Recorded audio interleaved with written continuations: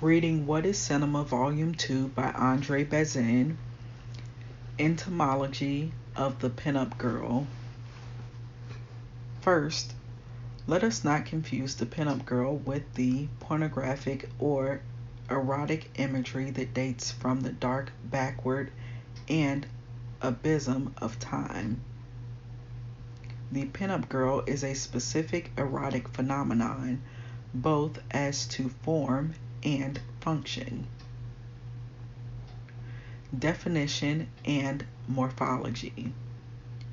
A wartime product created for the benefit of the American soldier swarming to a long exile at the four corners of the world, the pinup girl soon became an industrial product, subject to well-fixed norms and as stable in quality as peanut butter or chewing gum.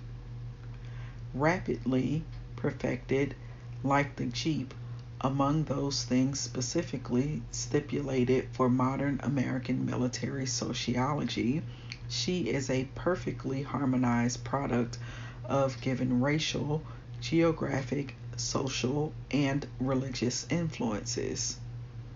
Physically, this American Venus is a tall, vigorous girl whose long, streamlined body splendidly represents a tall race. Different from the Greek idol, with its shorter legs and torso, she thus differs distinctly from European Venuses. With her narrow hips, the pinup girl does not evoke motherhood. Instead, let us note particularly the firm opulence of her bosom.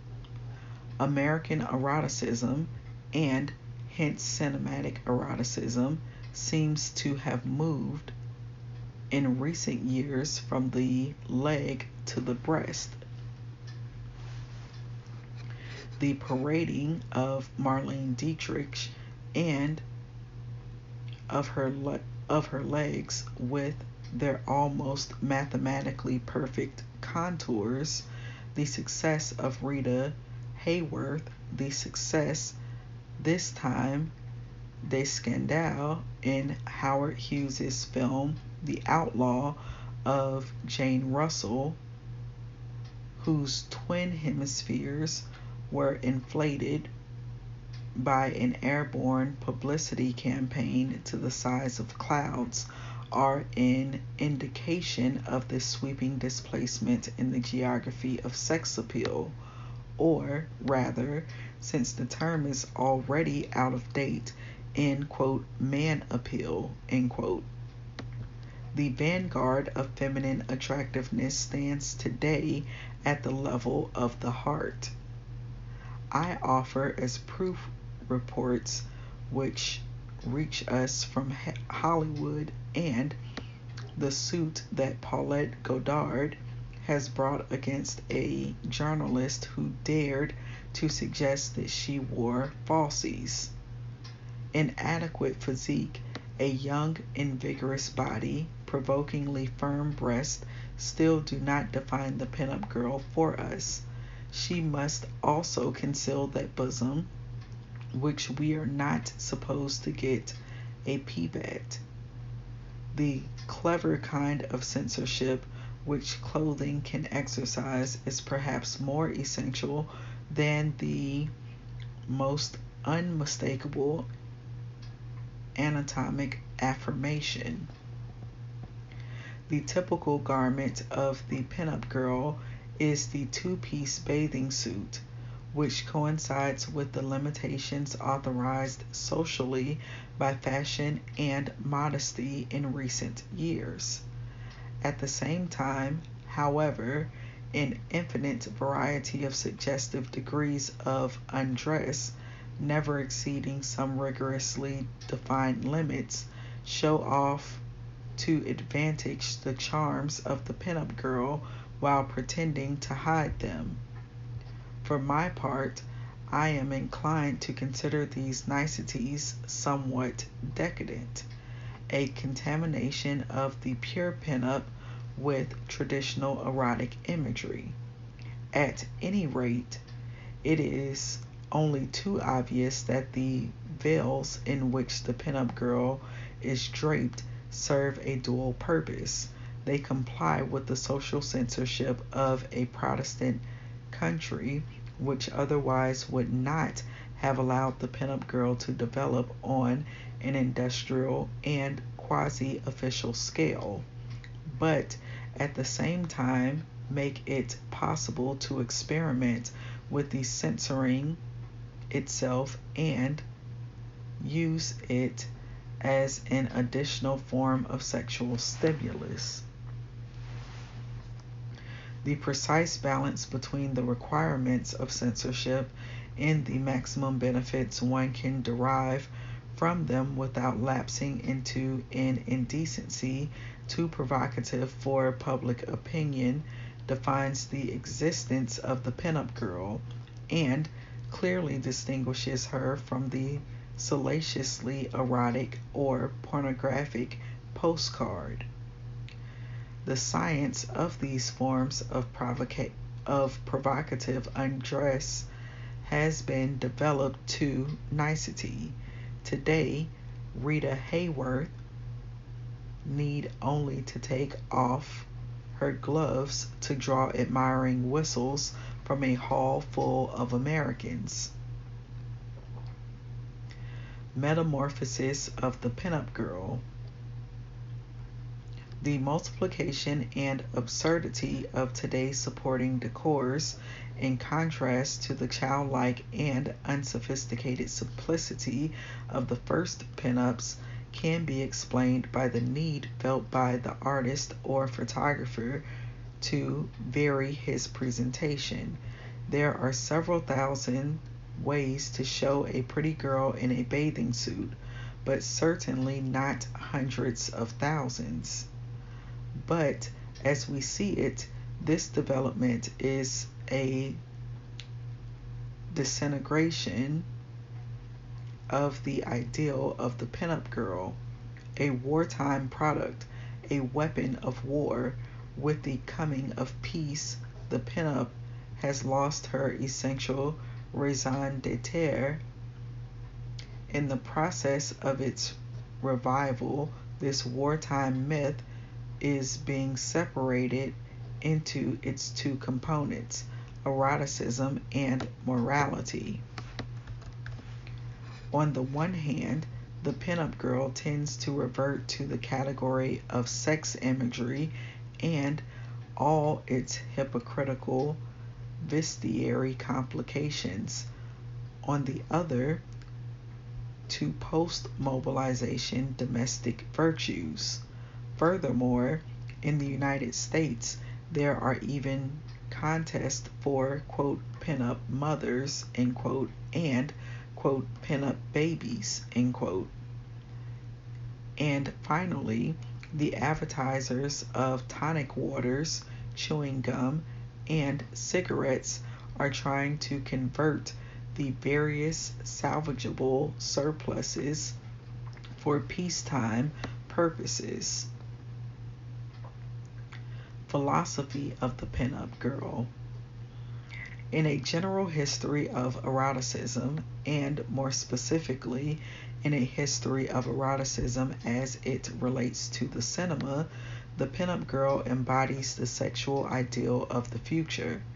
In Brave New World, Aldous Huxley tells us that when children are produced in test tubes, relations between men and women, sterile henceforth, will have no other purpose than unrestricted pleasure.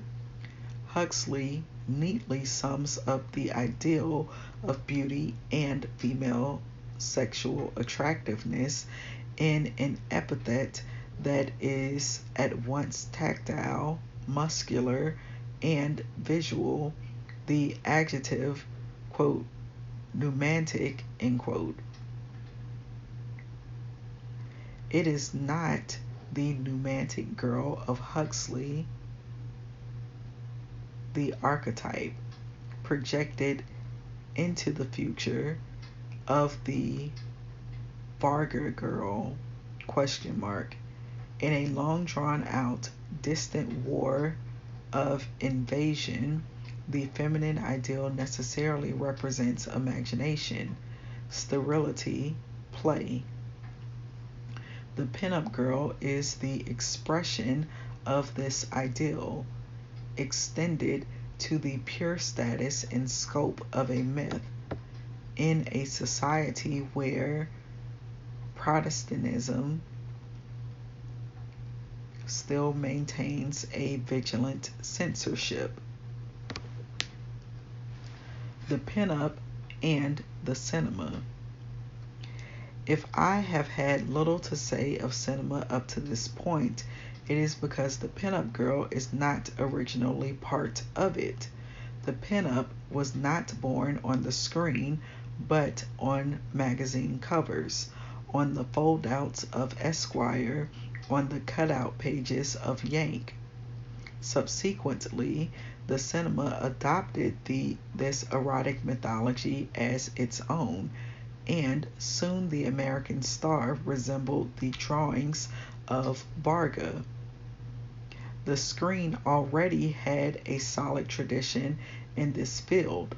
The women in clinging bathing suits who people the trick-shot skies of George Millet derived, too, from a naively erotic imagery whose glory at the turn of the century was the Princess of Caraman Chimay. A little later in America, Mack Sennett, that astute precursor in the field, foresaw clearly the popularity of the bathing suit, but the performances of his bathing beauties as a group, rather like those of the music hall, gave no hint as yet of the highly individual future of the pinup girl and the star.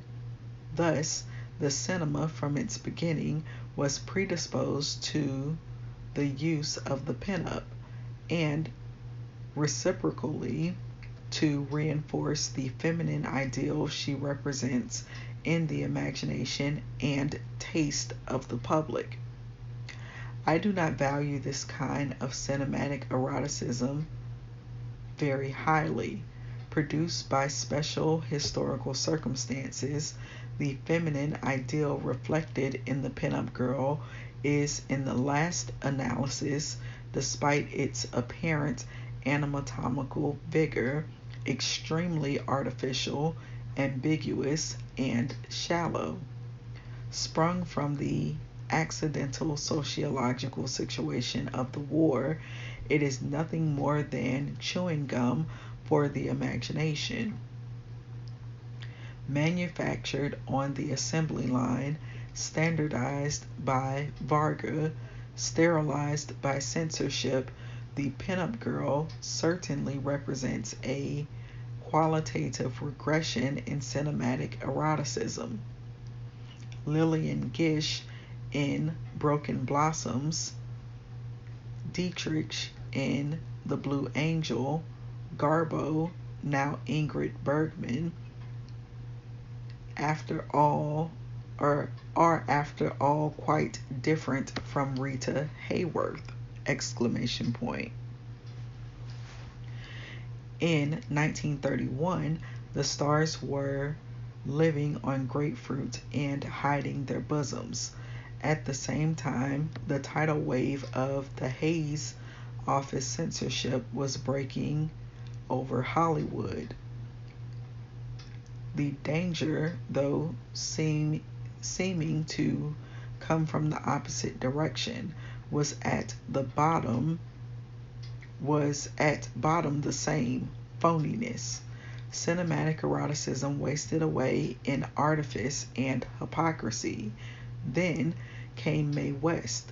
The Mae West of the future will doubtless not have the generous curves of a Fifi Peachkin, but neither will she have to react against the same artificialities and shams, shocking or chaste. shy, or provocative. All the American cinema needs from her is more authenticity. And I was reading Entomology of the Pinup Girl in What is Cinema? Volume 2 by Bazin.